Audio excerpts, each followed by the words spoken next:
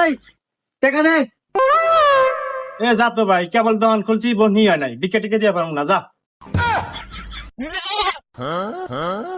কেরে আমার দেখে কি ফকির মনে হয়? না না তো ওস্তাদ।